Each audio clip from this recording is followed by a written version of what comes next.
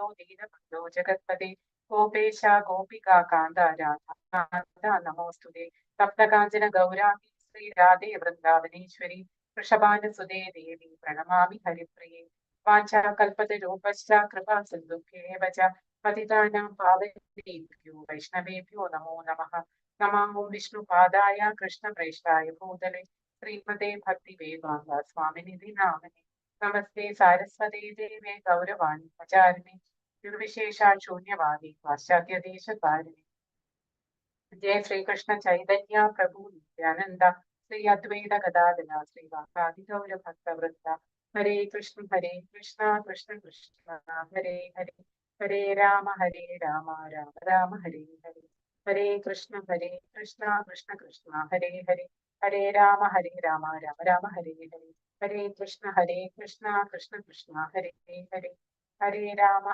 Rama Rama Hare Hare Hare Krishna.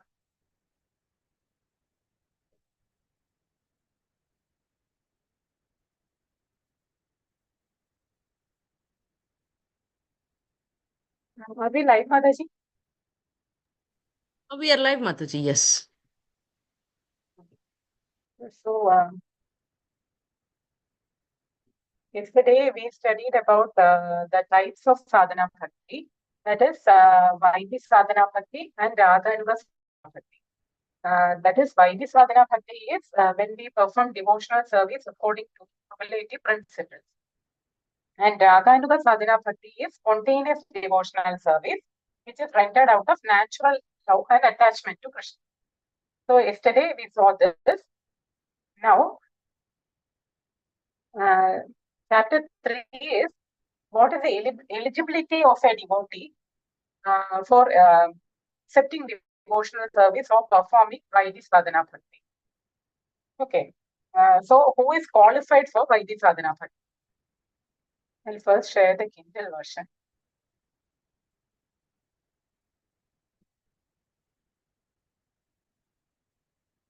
Yana Vyadibhagyena Jadasratto Adya Sevani Satto na Vairagya Bhagyasyamadikarya. By impressions arising from the association of devotees, a fortunate person who has faith in the Lord's service and is not too attached and is not too detached is qualified for Vaidhi bhakti.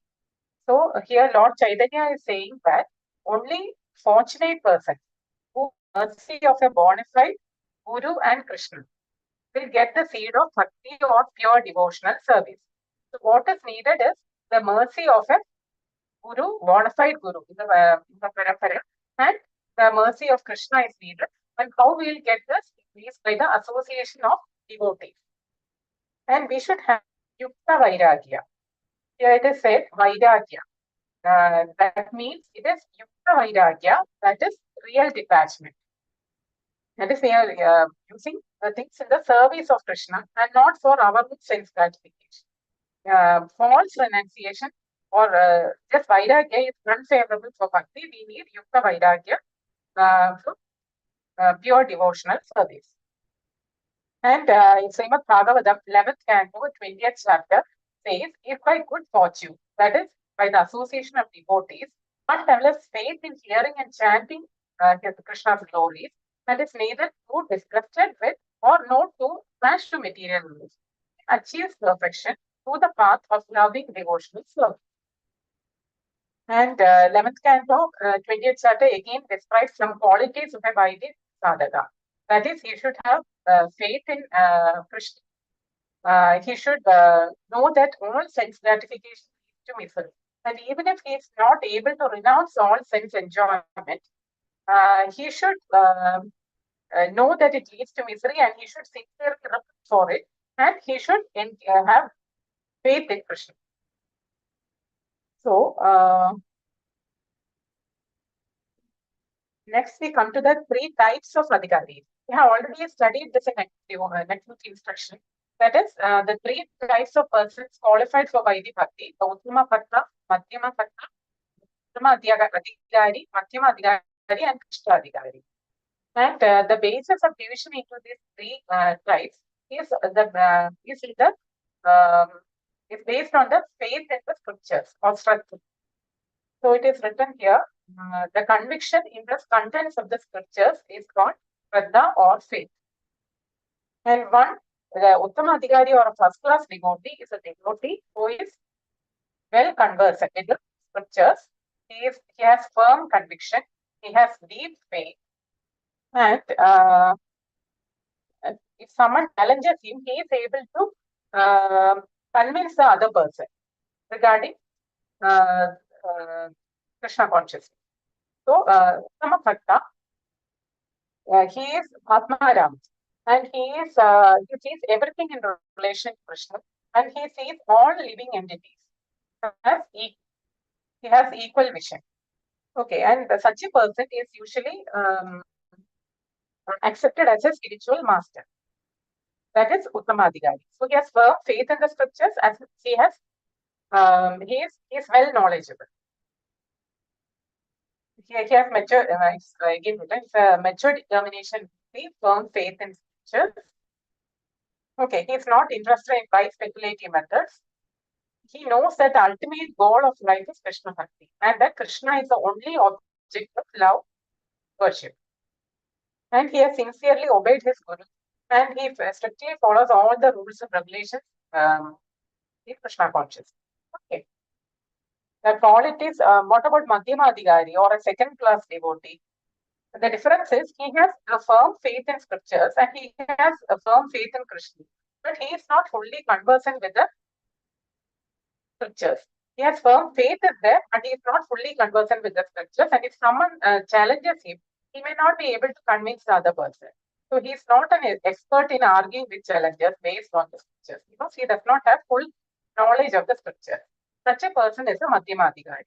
And in the nectar of instruction, it is like that Madhyama Adhikari behaves with the other devotees, has 4 characteristics. That is, he worships the Supreme Personality of Godhead, the highest object of love, that is Prema. He makes friends with the Lord's devotees, that is Maitri. He is merciful to the ignorant, that is Kripa. And he avoids those who are envious, that is Upeksha. So, Prema, Maitri, Kripa, and Upeksha. These are the qualities of a Madhyama Adhikari. And what about Kanishta Adhikari? That is the third class devotee. He has Komala Shraddha, that is weak faith. He has only weak faith and he has only little knowledge of the scriptures. And if someone tries to present arguments against Krishna consciousness, he may be swayed by that. Okay, he has slender faith and it can be shaken by someone who presents strong arguments. Kanishta Adhikari is interested only in deity worship and he does not know how to behave with other devotees. Okay. Are you understanding? Hare Krishna. Hare Krishna, Mataji. Yes, Mataji. Yes, Mataji. Very clear. Yes, Mataji. Yes, Mataji. Now we come to the 4 types of Sukratinas. We have already studied in Bhagavad Gita. That is Bhagavad Gita 7th chapter, 16th sloka. Krishna says, Chadurvida bhajante mam jana sukritino arjuna artho jijnasu artharthi jnani cha paradarshana. So, the 4 types of Sukritinas or pious persons. One is Artha, that is distress. Artharthi, that is seeking money or economic development. Then Jijnasu, that is curiosity. And Jnani, that is wise person. Here, the examples of Sukritinas are also given. So, what is Sukriti of piety? Bhagavad Gita says that only one who has done pious acts and whose sinful reactions will completely stop and take to bhakti. Real Sukriti is their good fortune of associating with devotees that inspires bhakti. That's what I told in the beginning. The Sukriti is the good fortune of associating with devotees. Then only we will get the seed of bhakti. Here the examples of 4 types of Sukritinas are given. One is the category is Mastha, that is distress. They want relief from distress. Okay. So, the perfect example is Gajendra. You all know the story of Gajendra. First, he prayed to Lord Krishna for protection only, and after offering his prayers, he gave up his desire to get relief from suffering and gave pure devotee. And the example of Artharthi, that is seeker of wealth for money, is Dhruva Maharaj. Dhruva Maharaj, he wanted his father's kingdom, and he wanted to attain a position which is even higher than that of his great grandfather Brahma. And thus he started chanting the holy name. But after chanting the holy names for about 6 months, he became so purified. When he got the darshan of the Lord, he was not interested in any material benediction from the Lord, and he just wanted to render service to the Lord. Then about Jnyasu or inquisitive persons, the example is Naimisharanya sages, headed by Shaunaka Muni. They asked Sudha Goswami about Krishna. They heard the Bhagavatam from Sudha Goswami, and they finally became pure devotees, and they gave up their interest of knowing about Swargaloka. And by the association of the pure devotees, that is Sudha Goswami, they also became pure devotees. And Jnanis, the example is Kumaras. 4 Kumaras, namely Sanaka, Sanadana, Sananda, and Sanat Kumara. They were actually impersonalists in the beginning, and it is said that by smelling the tulasi leaves, which was offered to the lotus feet of the Lord, they became pure devotees, and they also got the darshan of the Lord. Okay. And by the Lord's mercy, they gave up their desire for liberation. That is, they gave up the impersonalist philosophy, and they got attracted by bhakti and became pure devotees. So it is said, Artha, Artharthi, Nityasu, and Jnani. It is Artha and Artharthi, that is purely in the material platform. One is release from grief, and the other is release happiness from. They want attainment of happiness. That is their well-being. Then Nityasu also is also in the material platform only. Other than the other two, but we still on the material platform only. And the best among these 4 is Jnani, because he has knowledge of Krishna, and he understands our identity. It's a soul that we are an eternal servant of Krishna. He understands it. He has he has knowledge about the scriptures, and he doesn't seek any material benefits. So it is said that the Jnani is dear to Krishna. So it is said in Bhagavad Gita, chapter 7, 17th sloka. Tesham jnani nityayukta yega pratyarvishishyate priyo hi jnanino adyartham aham sacha mama priyaha. That is, of all these, so the jnani is the one who is dear to the Lord. And also, Bhagavad Gita 7.19 says, Bahuna janmana mande jnanavan mam prabatyade Vasudeva sarvamidi mahatma sudurlubha. That is, after many births, when one becomes actually wise, he surrenders onto Vasudeva, knowing perfectly well that Krishna is the origin and cause of all those. So, without being elevated to the position of a jnani, he cannot stick to the principle of pure devotional service. Okay. The less intelligent, or those who are under the spell of Maya, they are attached to different demigods for attainment of material goals. So they are under the influence of the 3 modes of material nature. But a wise man knows perfectly well Krishna is the cause of all causes. Okay, and he knows that we are the spirit soul of Brahman, and Krishna is the Parabrahman, or the supreme soul. And the supreme soul, the spirit soul is always subordinate to the supreme soul. Okay, and we should dovetail up ourselves with the supreme soul of Krishna. And such a person is said to be a jnani. And it's also said that a person who is free from the bodily concept of life is an eligible candidate for pure devotional service. Bhagavad Gita 18 chapter 54 sloka says, Brahmabhuta Prasannatma na shojati na kakshati sama sarveshu bhudeshu vattaktim labade vipara. So, after Brahman realization, when one is freed from the material anxieties, and when one can see all living entities on an equal level, then he is eligible for pure devotional service. And another example is shown here, that is Narada Muni. Narada Muni was in his previous life, he was the son of a maid servant, and he got the good fortune of associating with the Bhakti Vedanta sages. And he heard the glories of Krishna from them. He ate the Mahaprasadam of these pure devotees. And finally, step by step, he developed Vedic Bhakti. And these Bhakti Vedanta sages, after they left, they initiated Narada Muni. And you know the story, no? His mother died of snake bite, and then he started chanting the holy name. And the next birth, he got the darshan of the Lord. And during the next birth, he became reborn as Narada Muni. Hare Krishna. Everyone knows the story, no? Yes, Mataji. We have heard of that story. Next,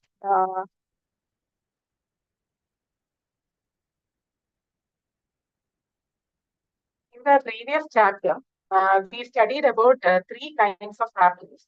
That is material happiness, spiritual happiness, that is identifying with Brahman, and third is devotional happiness, that is knowledge about the absolute truth. Okay, and bhakti and mukti and mukti. Two terms are given here, mukti and mukti. Mukti meaning material enjoyment, and mukti meaning liberation. Liberation means what we want to become freed of the material anxieties, and we want to become one with the Lord. That is mukti or liberation. These two things, that is mukti, that is material enjoyment, and mukti, that is liberation, both are considered as witches, black art of witches. Rupa Goswami says that one who is having mukti and mukti must be haunted by ghosts and spirits. Okay, because when we have these two, bhakti and mukti, we will never attain bhakti. That is the transcendental pleasure of pure devotional service. We will never get it. So it is said, when the witches of desire for enjoyment, that is bhakti, and liberation or mukti are present in the heart, how can the happiness of bhakti arise there? And why are bhakti and mukti witches? Bhakti or material enjoyment is a witch because it covers a desire for bhakti with material desire. And mukti or liberation or being freed from material anxiety and to become one with the Lord is a witch because it is self-centered. Okay, so both these are not good for pure devotional service. And as long as one desires material enjoyment or liberation, one cannot enter into the realm of pure bhakti. And a pure devotee never cares for liberation. Lord Chaitanya has said in the Shikshashtaka, na dhanam, na janam, na sundari, pavidam va jagadisha kamaye, mama janmani ishware, pavadat bhakti mahaitu ki tvai. Lord Chaitanya prayed, O son of Nand, I do not want any wealth, followers, wives, or liberation.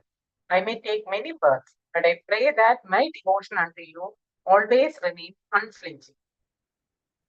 And Sri Bilvamangala Thakura also said, by bhakti unto you, I perceive your presence everywhere. Liberation stands at my door with folded hands, waiting to serve me. This shows that pure devotees never seek for liberation. And liberation, there are 5 types of liberation, 5 types of mukti. Already we have studied this. That is Alokya Mukti, to be in the same planet as the Lord. Kashti, that is to possess the same powers like the Lord. Samipya Mukti, to reside close to the Lord. Sarupya Mukti, to have the same form as the Lord. Sayujya Mukti, that is to merge in impersonal Brahma Jyoti. And this last one, that is Sayujya Mukti, the devotees always reject Sayujya Mukti because it is impersonal. Whereas the other four, the first four, are personal liberations, but the pure devotees reject even those four liberations if they are not accompanied with service to the Lord. Because a pure devotee do not want liberation; they want only to render service to the Lord. Okay. So even if the four muktis is not accompanied by service, pure devotees do not want liberation.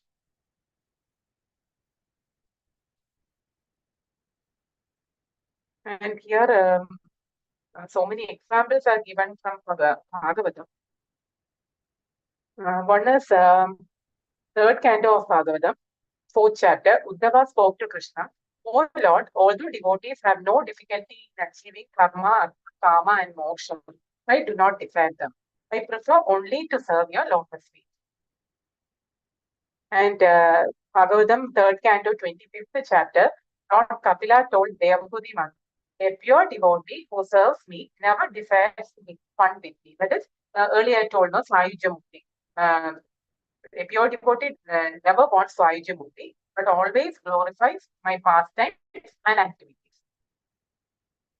And also here said, a pure devotee does not accept any of the 5 types of liberation, even if the Lord personally offers them, if they are not accompanied by service to them. And another example is of that of Dhruva Maharaj in the 4th canto of Srimad Bhagavatam.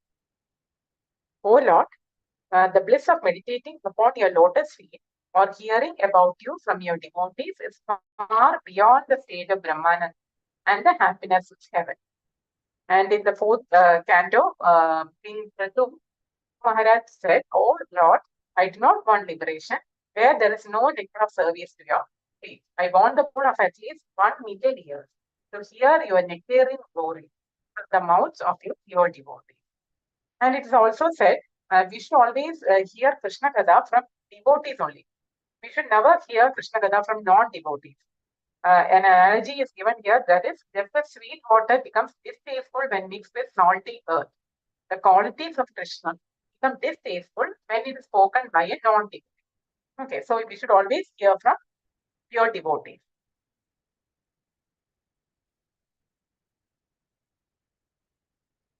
And in the, let's see the slides.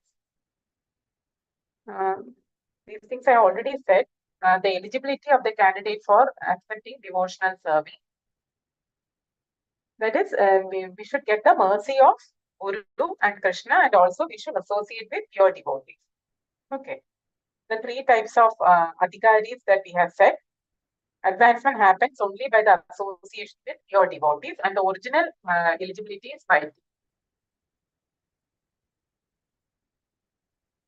And we have said Bhukti and Mukti are witches. They deprive one of experiencing. So here it is given association of devotees leads to mercy of the Lord, and we get attracted to Krishna service. And this knowledge and renunciation needed. What we need is Sutta Vairagya only, and the truth needs false renunciation. And in Vaidhi Sadhana Bhakti, service is by inspiration from Shastra and Guru. So faith and knowledge in the scriptures determine the eligibility. Here it is given in the tabular column, that is Uttama Bhakti. Here they have strong faith, and the knowledge is also strong, and they can convince or defeat others. Madhyama Adhikari, he has a strong faith, but his knowledge is not as good as Uttama Bhakti. They can't always defeat the opposition. In the Kanishta Adhikari, has only weak Shraddha or faith. It's formula Shraddha. And the knowledge of the scriptures is also weak, and they cannot offer any arguments to the opposing opinion. This we have already seen the 4 examples. And who is the best? The Jnani is the best because the service is less motivated, and he has at least a preliminary knowledge of the Shastra. So what are the impediments to the advancement in Vaidhi Sadhana Bhakti? This we have already seen, 3 and 50. And the examples are, I have already told. And what is the most important need? So to begin Vaidhi Sadhana Bhakti, what we need is the mercy of devotees. And when we begin our Vaidhi Sadhana Bhakti, later we become mature in our knowledge and we develop firm faith in the scriptures. And hence we can advance in our Sadhana Bhakti. And finally, when we get liberated from our bodily concepts, and when we abandon all our desires, especially that's material enjoyment and mostly that's liberation, then we will rise to the level of pure devotional service. And we can reach the next level, that is Bhava Bhakti. Hare Krishna. That is all, Mataji. Hare Krishna. Hare Krishna Mataji. Hare Krishna Mataji.